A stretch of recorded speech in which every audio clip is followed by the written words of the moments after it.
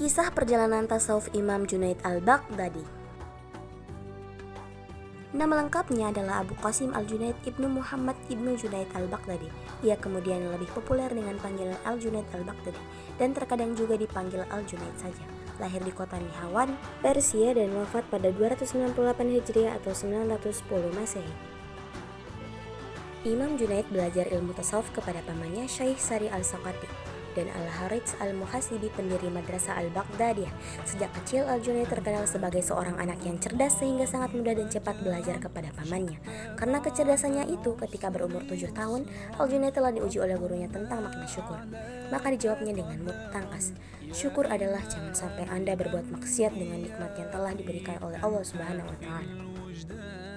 Kehidupan Al-Junaid di samping sebagai seorang sufi juga sebagai seorang pedagang.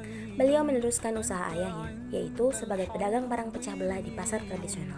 Setelah selesai berdagang, beliau pulang ke rumah dan mampu mengerjakan sholat dalam waktu sehari semalam sebanyak 400 rakaat.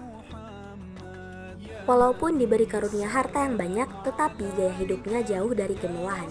Sebagian besar kekayaannya disumbangkan kepada orang-orang sufi yang miskin atau digunakan untuk menjamu kawan-kawannya. Dia adalah sufi yang zuhud, tapi dia tidak membuat hidupnya terlalu sederhana dan menjauhi kehidupan yang enak. Dia tidak menyenangi politik, apalagi terjun ke dunia tersebut.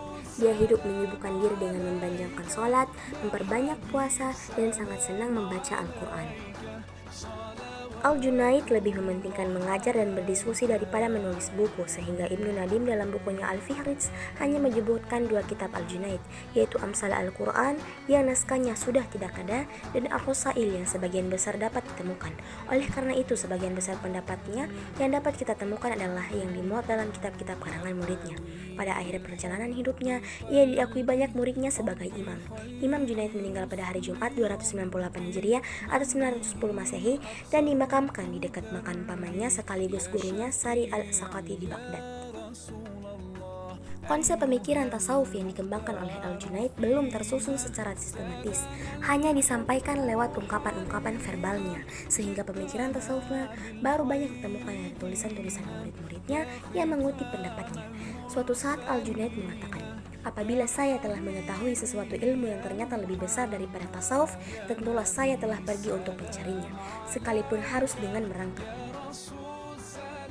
Ajaran tasawuf Al-Junaid berpusat pada konsep khauf dan raja. Takut atau khauf membuat qabid atau rasa kejut, susah, sempit. Harap raja kepadanya membuat menjadi basit atau lapang atau luas. Al-Junaid berkata, jika Allah membuat qabid dan khauf, maka hancurlah eksistensi kemanusiaanku. Dan apabila Allah membuat basit dan raja, maka Allah mengembalikan eksistensi kemanusiaanku. Al-Junaid memandang tasawuf sebagai jalan kearifan manusia dalam menjalankan hidupnya. Baginya, orang arif adalah orang yang tidak terikat oleh waktu. Pemikirannya tentang ma'rifat terbagi menjadi 2, yaitu ma'rifat ta'aruf dan ma'rifat ta'arif. Ma'rifat ta'aruf adalah bahwa Allah Subhanahu wa Ta'ala memberitahukan orang banyak akan dirinya dan memberitahu orang banyak akan hal-hal yang menyerupai dirinya. Adapun arti ma'rifat ta'arif adalah Allah memberitahu orang banyak bekas-bekas kekuasaannya dalam cakrawala dan dalam diri manusia. Kemudian secara halus terjadilah benda-benda menunjukkan kepada orang banyak bahwa mereka itu ada yang menciptakan, yaitu Allah Subhanahu wa Ta'ala.